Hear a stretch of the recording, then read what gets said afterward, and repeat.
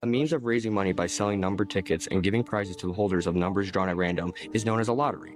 This can be through scratch-off tickets or at fun charity events. I've done it at multiple churches before.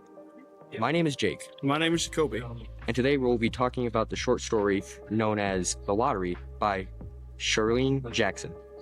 Shirley Jackson had influenced authors like Stephen King, Neil Kim, and Richard Madison, all who are known for famous books and writings. Especially Stephen King. There's no way you haven't heard about him, considering the fact he made 2 very good movies. I'll tell you that, honestly. Jackson's most famous story is the very story we are currently talking about, The Lottery. She was born in San Francisco, California, and had attended a university that I do not know how to read, so we're going to call it Syrup University in New York. Then met her husband, Stan Heyman. I like to imagine that when they met, they probably went up to each other and said, "Hey man." Hey man, what's up? Yep. And that's how they started dating. After graduation, they fully moved to New York City and began writing her tons of short stories, memoirs, and novels. However, sadly, later in her life, in the 1960s, her health began to deteriorate via a heart condition. On August 8th, Jacoby's birthday. But in 1965, she ended up dying due to heart failure at age 48. Yep. She was taken way too young. Yep. Personally, I would have gone 50. Now, let's start breaking it down. To start, The Lottery is a short story about a small town who follows a tradition of pulling numbers out of a bag that members of a family pick out. Then, once a certain family gets the right card, each of those family members go on stage, pick out another card, and then whoever gets the black card is stoned to death. So, basically, this is the one lottery that almost no one wants to win, like, whatsoever. Yeah, you don't get no money. You get even broker. And I don't mean in the cash way. I'm talking about you are literally broken as you are dead. Broken from life. Broken from life. Now, it is mentioned in this story that there are other towns that follow this tradition. And it is mentioned as well that these towns stopped it recently or are changing it so that it's different. That's brutal, hopefully. Yeah. Now, I think this is a little bit interesting as, when we analyze this story, we can draw symbolism to real life lotteries, which, there's many different forms of lottery. I think most people think of gambling to start with, but you can also, let's say like a teacher offers you extra credit if you win a certain game of Kahoot. That's a form of a lottery, not exactly the same, as that's more of not luck, it's actual skill. Something you may notice is that when certain people lose said Kahoot, you might hear people be like, "Man, it's not fair. Man, this Kahoot is rigged. Man, I should have been the one that got that 3 points extra credit because I need it. It's just 3 points." And it's also always the same kids who never do their work in class and only complain to the teacher about, "Oh, we have work. Oh, we got to do this big project." Yeah, I can't wait till they get a job in life. Then they're gonna really fail. But in the story of the lottery, once the Hutchinson family is picked out, one of the families in the crowd yell out, "It's not fair." And even though this could be a symbolism to real life and how people can complain when others win the lottery or a form of something, they can yell out, "Man, it's not fair. He cheated. He did this." In this case, I think it's also a double standard that it's not fair to the Hutchinson family that they're about to lose a family member due to winning a tradition. I also think that when we talk about traditions, we can talk about how old traditions come, but I think that over time, certain traditions can change or even become outdated. Think about the form, and this is a really big stretch, but back in early days of psychology, instead of looking at people with a condition, they were to lobotomize them. And that became kind of a cultural norm to, "Oh, you have a problem in your head, let's just stick a needle in you and take care of it." "Oh, you're autistic? Lobotomy." Exactly. And the reason I bring this up is because traditions can definitely become outdated. And in the story, there's a character named Old Man Walker who criticizes and makes fun of other towns who give up the tradition because how dare they give up such a timely tradition. what he fails to realize, though, is that over time things change, and maybe changes sometimes for the better.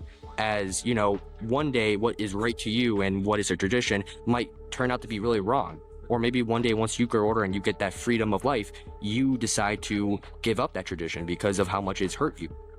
You know, I could think about many traditions I'd love to give up right now. Yeah. I think there's a lot of traditions in life where they've kind of become a little bit outdated, and maybe sometimes they could change. Now, I do want to connect it to American ideals. Now, at first it was a little hard to think about this, as I didn't really see any American ideals. However, I did think of one over the week, and what I was thinking is, when somebody comes to America, they mostly come for opportunity and to live a life of freedom. And sometimes, just sometimes, due to limitations, due to maybe a certain group of values or traditions that they follow, they are limited to follow after their dreams. You could look at the many wars you could look at the wars that's happening in Gaza. You could look at the wars that happened in World War II, World War I. We had a bunch, and I mean a bunch of people coming from those specific parts of the world all the way to America for a new change. Then we had immigration from the South coming from, well, you know, Mexicans and everything, just coming upstairs so they could live a better life in America, because it might be unfair to them down there in Mexico or anything, or people just immigrating from one country to another to come to America for freedom. Yeah, but what I was trying to get to is where this relates to is, I think it's one own's person to hold themselves back after following such values or being held back by maybe family traditions and stuff, or refusing to change because something is tradition. If we were to, let's think about like right now the current state of America. You might have heard the term conservatives versus I'm going to say liberals because I know the actual term. And with conservatives, they're very much about keeping old-timey traditions and stuff like that, while liberals are more of a progressive group and want to have more change in America for the better. And where I think that relates is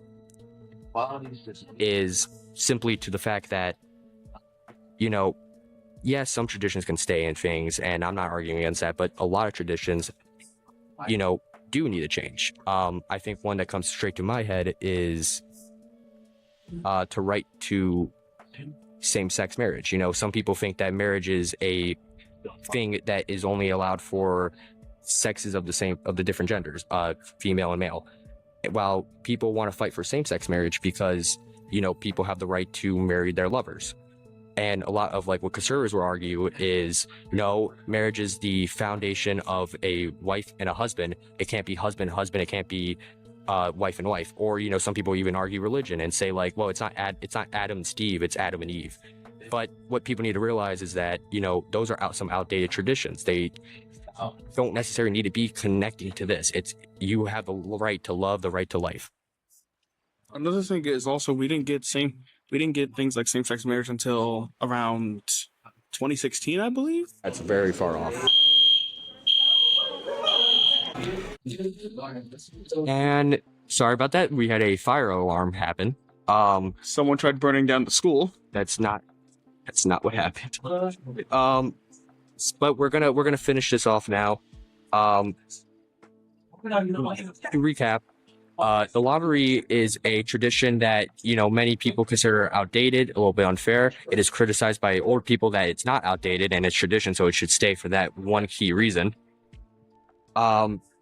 What did we take away from this? Did you take anything away from the story? You know, I mean, I feel like the lottery is probably something that, in a small town like that, I would never want to do because, like, I don't care what my chances are. I don't care if it's 1 to 1,000, 1 to 1,000,000, 1 to 1,000,000,000. I am not putting my hand in that box, getting a black slip and the black dot. If anything, if I do end up getting that slip, I am booting. I am running.